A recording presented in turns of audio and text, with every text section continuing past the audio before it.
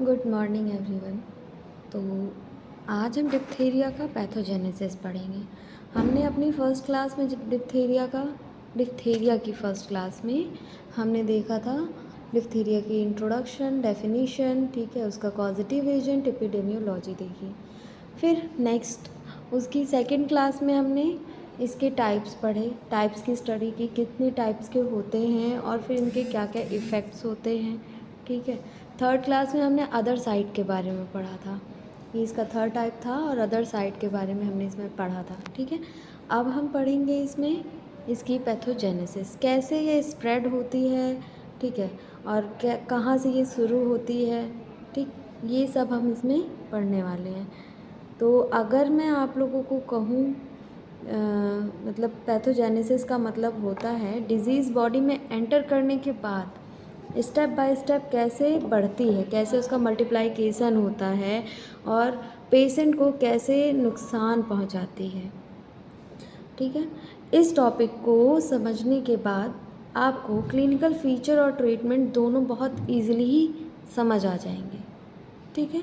जब आप पैथोजेनेसिस पढ़ लेंगे तो आपको बहुत इजी समझ में आएगा कि क्या इसका क्लिनिकल मैनिफेस्टेशन है, ठीक है, और इसकी ट्रीटमेंट क्या क्या है, ठीक। बहुत इजी है, आप इसको समझ पाएंगे आसानी से, ठीक। तो स्टार्ट करते हैं हम।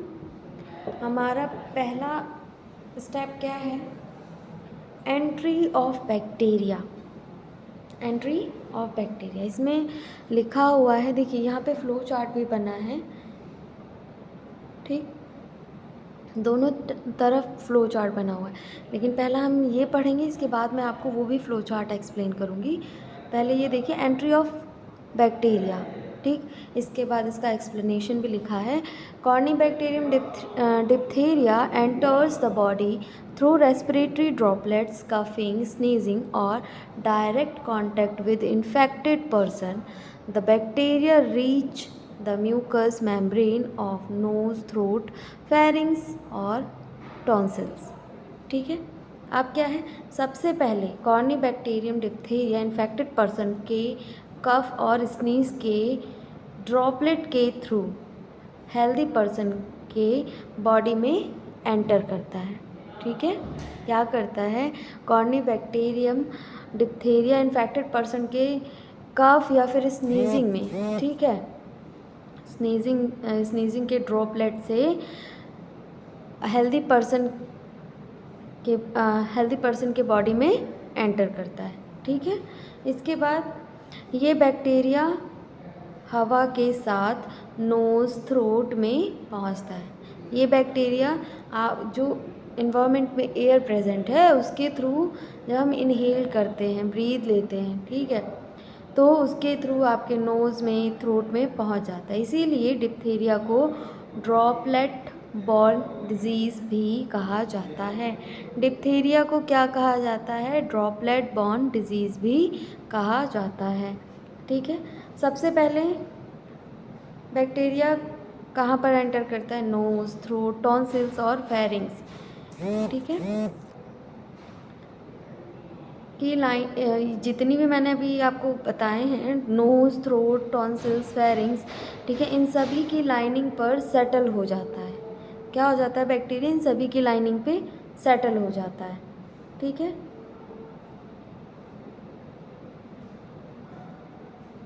देखिए मैं आप लोगों को बताऊं कि बैक्टीरिया सीधा ब्लड में नहीं जाता है, सबसे पहले ये थ्रोट की सरफेस पर अपना घर बनाता है, ठीक है। ये डायरेक्ट ब्लड में नहीं एंटर कर रहा है कि ब्लड में जाके फिर आपके ब्लड के थ्रू सारे ऑर्गन्स, सारे जितने भी ब्लड को भी इन्फेक्टेड कर रहा है, सारे ऑर्गन्स को भी और सारे सेल्स, टिश्यू सबको भी अफेक्टेड कर रहा है, ठीक है। ये सिर्फ क्या करता है, ये ब्लड में नहीं जाता है, ये नोज़, थ्रोट, टॉन्सिल्स, फेरिंग्स इन सब की लाइनिंग पे जाके अटैच हो जाता है, ठीक है,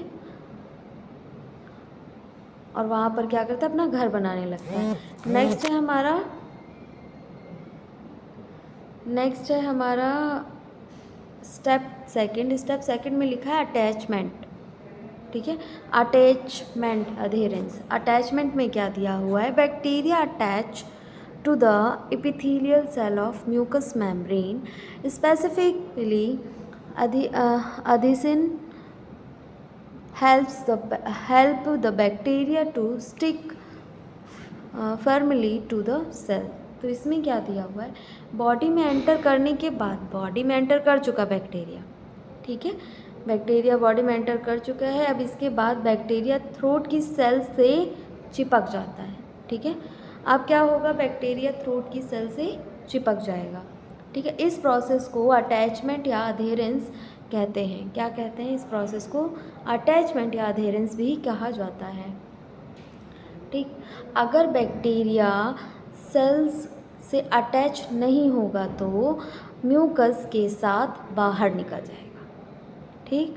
अगर बैक्टीरिया अटैच नहीं होगा सेल से तो वो म्यूकस के साथ बाहर निकल जाएगा, और अगर अटैच हो गया तो वो इन्फेक्शन कॉज करना स्टार्ट कर देगा, ठीक है। इसीलिए अटैचमेंट डिजीज़ का पहला इम्पॉर्टेंट स्टेप है, ठीक है। क्या है, अटैचमेंट डिजीज़ का पहला इम्पॉर्टेंट स्टेप है, ठीक है। जैसे एक बीज ज़मीन पर गिराकर मिट्टी में गिरकर जम जाता है, ठीक है, वैसे ही बैक्टीरिया थ्रोट की लाइनिंग पर अटैच हो जाता है। जैसे मैंने अभी जो बताया, बीज मिट्टी में गिर के दब के जम जाता है। जैसे आप लोग खुद पेड़ लगाने की कोशिश करते हैं, कोई बीज लगाने की कोशिश करते हैं, ठीक है। अब उसको बीज लगा दिया आपने और फिर धीरे धीरे वो ग्रो करना स्टार्ट कर देगा, वैसे ही बैक्टीरिया है। इसको तो आप इम्प्लांट कर रहे हैं ना, बैक्टीरिया खुद ही आके इम्प्लांट हो जाता है, ठीक है। इन्फेक्टेड पर्सन अगर आपके पास है या फिर आपके सामने है या फिर आपके आसपास है, ठीक है, तो क्या होगा, उसके ड्रॉपलेट के थ्रू इन्फेक्शन आ तो गया, फिर उसने क्या किया, अपना सेल ढूंढा, ठीक, उस सेल से जाके अटैच हो गया, अटैच होने के बाद उसने अपना काम करना स्टार्ट कर दिया, ठीक है। अब नेक्स्ट स्टेप है हमारा मल्टीप्लाइकेशन। मल्टीप्लाइकेशन क्या है, मल्टीप्लाइकेशन है after attachment bacteria multiply at the local site. They remain localized and do not invade deep tissues. Non-invasive colonies of bacteria increase in number. इसमें दिया हुआ है, अब बैक्टीरिया उसी जगह पर अपनी मल्टीप्लाइकेशन करना स्टार्ट कर देता है, ठीक है। अब देखो, मैंने स्टार्टिंग से आपको बताया, पहले क्या हुआ, बैक्टीरिया ने एंट्री ली, अब उसकी एंट्री हुई, उसने एक अपना घर ढूंढा, रहना स्टार्ट किया। इसके बाद अब क्या स्टार्ट हो रहा है, उसका मल्टीप्लाइकेशन, ठीक है। अब वो अपने फैमिली बढ़ा रहा है, ठीक है, मल्टीप्लाइकेशन कर रहा है, और इस प्रोसेस को क्या कहते हैं, मल्टीप्लाइकेशन कहते हैं या फिर कोलोनाइजेशन भी कहते हैं, ठीक है। अब और याद रहे आप लोगों को, ये बैक्टीरिया थ्रोट की सरफेस पर ही रहता है, ठीक है। ये बैक्टीरिया कहाँ रहता है, थ्रोट की सरफेस पर ही रहता है, ये पूरी बॉडी में नहीं फैलता, ये पूरी बॉडी में नहीं फैलता, बस थ्रोट की सरफेस पे रहता है।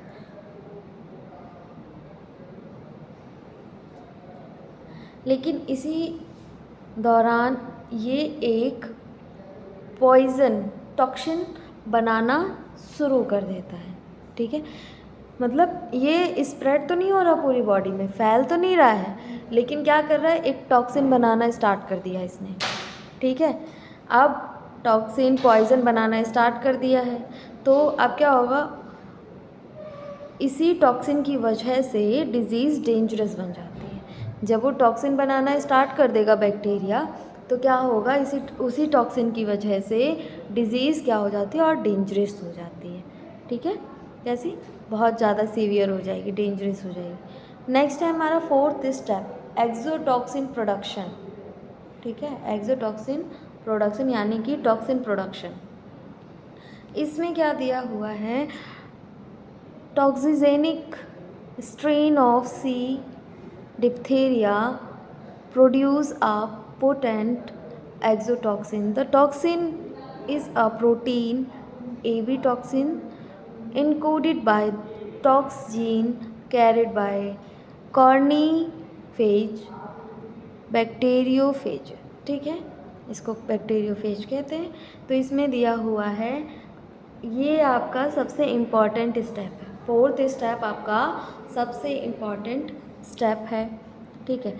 इसमें क्या है, बैक्टीरिया एक पावरफुल डिप्थीरिया टॉक्सिन रिलीज़ करता है, ठीक है। बैक्टीरिया क्या करता है, एक पावरफुल टॉक्सिन को रिलीज़ करता है। डिप्थीरिया में बैक्टीरिया से ज़्यादा डेंजरस उसका टॉक्सिन होता है। आप लोगों को याद रहे, और ये मैं जहाँ भी इम्पॉर्टेंट लग रहा है मैं आप लोगों को बता रही हूँ, ठीक है। अगर आप लोगों को रनिंग नोट्स बनाने तो आप लोग बना सकते हैं, ठीक, लेकिन जो मैं बता रही हूँ याद रखिएगा आप लोग, ठीक। जैसे मैंने बताया अभी कि डिप्थीरिया में बैक्टीरिया से ज़्यादा उसका टॉक्सिन खतरनाक होता है, ठीक है, डेंजरस होता है।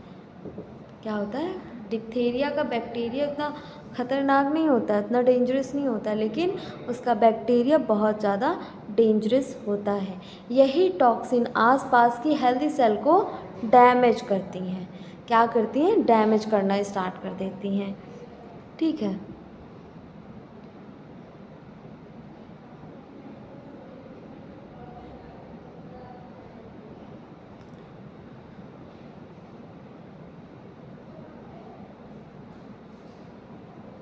अगर मैं आपको एक सिंपल लाइन में बताऊं तो समझने के लिए समझ लीजिए कि बैक्टीरिया एक फैक्ट्री है, ठीक है।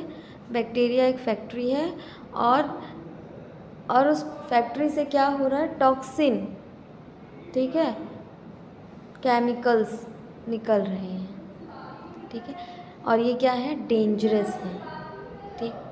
बैक्टीरिया एक फैक्ट्री है और टॉक्सिन उस फैक्ट्री का डेंजरस केमिकल है जो कि आसपास के लोगों को अफेक्ट कर रहा है, ठीक है, बीमार बना रहा है। समझ आ गया।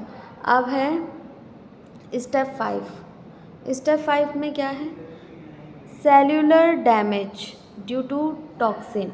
Cellular damage due to toxin, diphtheria toxin enter the host cell by receptor mediated endocytosis। इसमें क्या दिया हुआ है, टॉक्सिन की वजह से थ्रोट की सेल डैमेज होने लगती हैं, ठीक है, स्टार्ट हो जाती हैं। क्या, जो थ्रोट की सेल्स हैं, क्योंकि अब वहाँ पे क्या है, पहले बैक्टीरिया एंटर करता है, देन वो मल्टीप्लाइकेशन करता है, ठीक है, उसके बाद क्या करता है, टॉक्सिन रिलीज़ करता है। वो टॉक्सिन क्या कर रहा है, वहाँ के आसपास की जितने भी हेल्दी सेल्स हैं उनको डैमेज कर रहा है, ठीक है, डैमेज करना उसने स्टार्ट कर दिया है। डेड सेल्स, बैक्टीरिया, फिब्रिन और इन्फ्लामेटरी सेल्स मिलकर एक थिक ग्रे वाइट लेयर बना देते हैं। अब ये जो डेड सेल्स हैं, ठीक है, यहाँ पर देखो आपके दिया है, ये जो डेड सेल्स है, ये वाला, ये देखो यहाँ ग्रे वाइट सीडो मेम्ब्रेन दिख रहा है ना, ठीक है, इसी टाइप का यहाँ पर देखिए दिया हुआ है। ये जो डेड सेल्स हैं इसमें, ठीक है, फिब्रिन्स हैं इसमें और इन्फ्लामेटरी सेल्स हैं इसमें, ठीक है, ये सब मिलकर क्या बना देती हैं, एक थिक ग्रे वाइट लेयर बना देती हैं, ठीक है, क्या बनाती हैं, एक थिक ग्रे वाइट लेयर बना देती हैं। इसी लेयर को क्या कहते हैं, स्यूडो मेम्ब्रेन कहते हैं। इसी लेयर को स्यूडो मेम्ब्रेन कहा जाता है, ठीक है। ये मेम्ब्रेन टॉन्सिल्स, फेरिंग्स, थ्रोट को कवर कर लेती हैं। अब भाई जाहिर सी बात है कि वहाँ पे टॉक्सिन फैल रहा है, ठीक है, टॉक्सिन कम जगह में तो फैलेगा नहीं, अब धीरे धीरे धीरे धीरे फैल रहा है।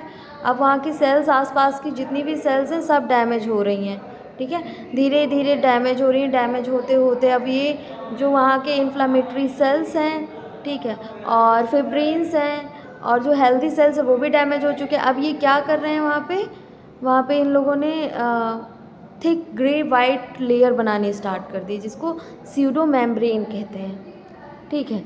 अब ये धीरे धीरे क्या कर रही हैं, जितनी भी टॉन्सिल्स हैं, टॉन्सिल्स, फेरिंग्स, थ्रोट, इन सब को कवर कर रही हैं, ठीक है। इसी वजह से पेशेंट को उनके नेक में पेन होता है, ठीक है, उन्हें निगलने में प्रॉब्लम होती है, स्वॉलोइंग करने में प्रॉब्लम होती है, ठीक है, ब्रीथ लेने में उन्हें प्रॉब्लम होती है, ठीक है। अगर इस मेम्ब्रेन को फोर्स से हटाया जाए, फोर्सफुली अगर हटाया जाए तो ब्लीडिंग भी हो सकती है। मैंने ये आपको पहले भी बता रखा है, ठीक है। अगर इस मेम्ब्रेन को, क्योंकि ये मेम्ब्रेन बन चुकी है, ठीक है, अब अगर इस मेम्ब्रेन को आप सोचें कि फोर्सफुली हम खुद से हटा लें तो ये क्या करेगा,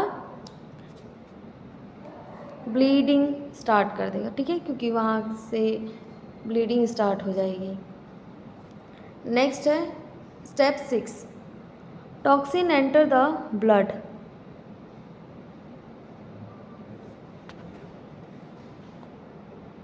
नहीं, हाँ देखिए, मैंने ये 5 और 6 एक ही में कंप्लीट आपको बता दिया है, क्योंकि वहाँ पे सेल भी डैमेज हो रहा है, फिर वहाँ पे जो ग्रे वाइट सीडो मेम्ब्रेन भी बन रहा है, ठीक है। अब हमारा स्टेप है 7 स्टेप में क्या है, टॉक्सिन एब्जॉर्प्शन इनटू ब्लड, ठीक है। इसमें क्या दिया हुआ है, the toxin diffuses from the local site into lymphatics and then into blood stream. It circulate in the blood and reach distant organ, ठीक है। इसमें दिया है अब तक टॉक्सिन सिर्फ थ्रोट में डैमेज कर रहा था, लेकिन धीरे धीरे टॉक्सिन ब्लड स्ट्रीम में एब्जॉर्ब हो जाता है, ठीक है। अब तक ये क्या कर रहा था, अब तक ये सिर्फ थ्रोट को डैमेज कर रहा था, ठीक है। अब जो टॉक्सिन है ये ब्लड के अंदर एंटर कर चुका है, ब्लड स्ट्रीम के अंदर एंटर कर चुका है, धीरे धीरे ब्लड के थ्रू टॉक्सिन बॉडी के दूसरे ऑर्गन तक पहुंच जाते हैं, ठीक है। ब्लड के थ्रू अब ये टॉक्सिन और भी अदर ऑर्गन के पास पहुंच जाएंगे।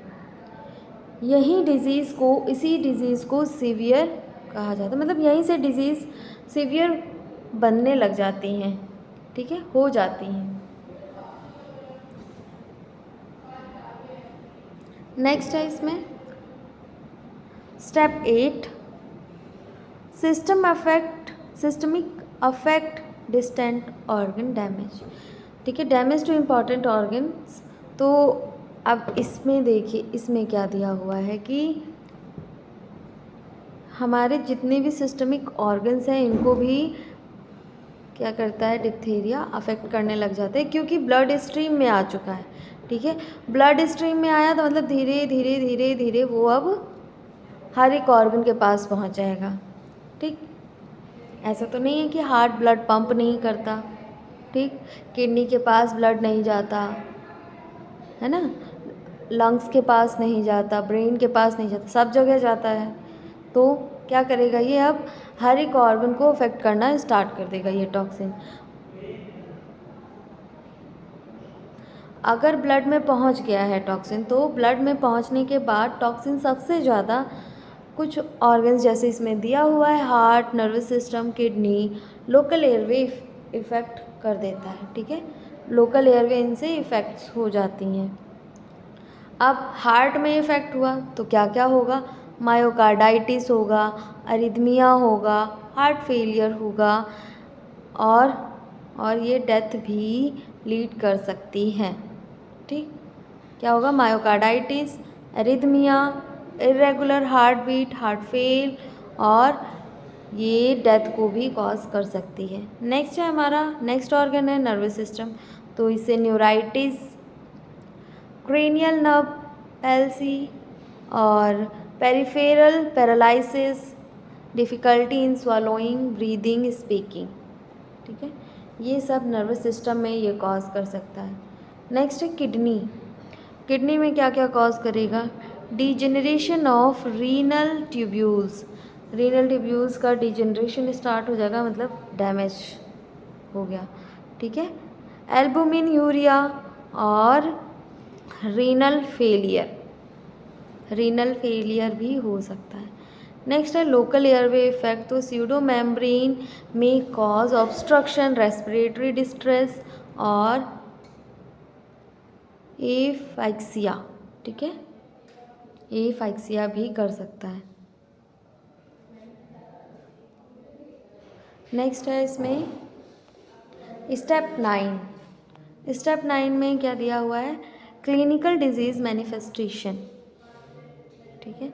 अब डिजीज़ हो रही है, डैमेज हो रहा है, तो इसके क्या क्या क्लिनिकल मैनिफेस्टेशंस होंगे। तो sore throat, fever, grey white membrane, ठीक है, डिफ़िकल्टी स्वलोइंग और सोलो हाँ स्वलन नेक, बुल नेक जिसे कहा जाता है, ठीक है, वीकनेस होगा। अगर ट्रीटमेंट ना मिले तो heart damage, nerve damage, kidney damage, respiratory obstruction जैसी सीरियस कॉम्प्लिकेशन हो सकती है, ठीक है। अब इधर वाला जो फ्लो चार्ट है, हमने ये वाला फ्लो चार्ट देखा, अब ये वाला जो फ्लो चार्ट है मैंने आपको बताया था ना, इस जो हमारे लेफ़्ट हैंड पे फ्लो चार्ट है और जो राइट हैंड पे है।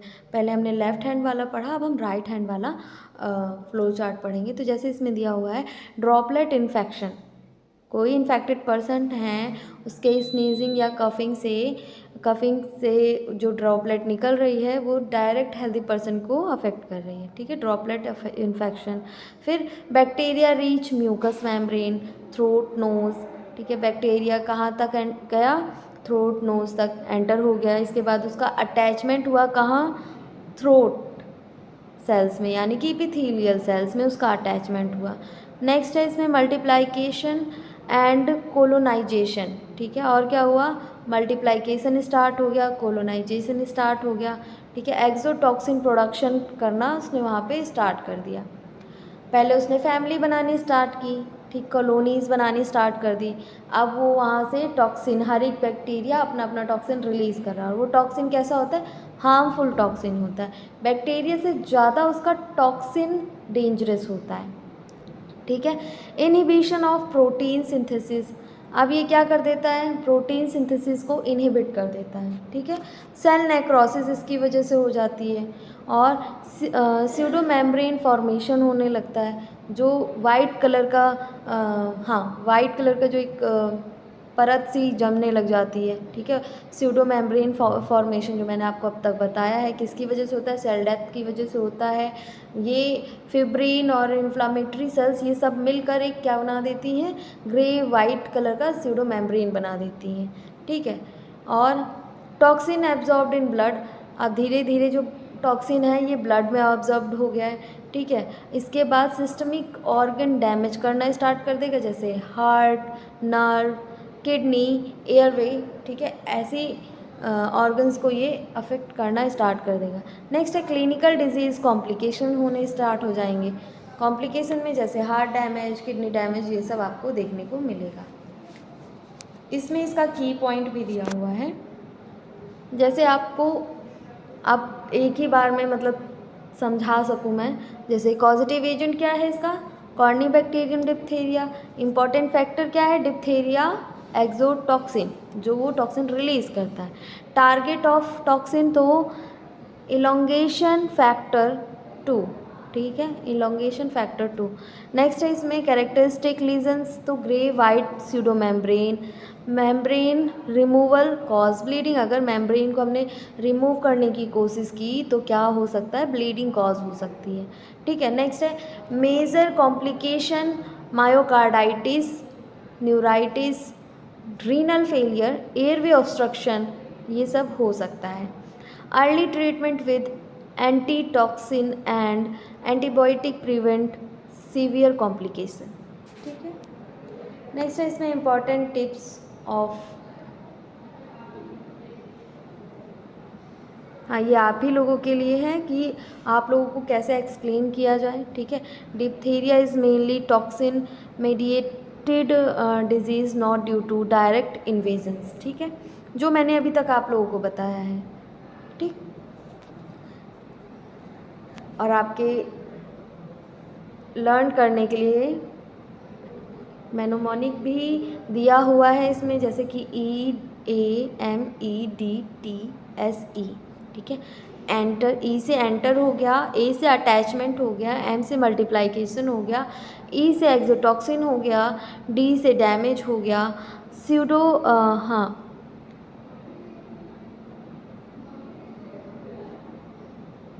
हाँ टी से देखो pseudo membrane toxin in blood, और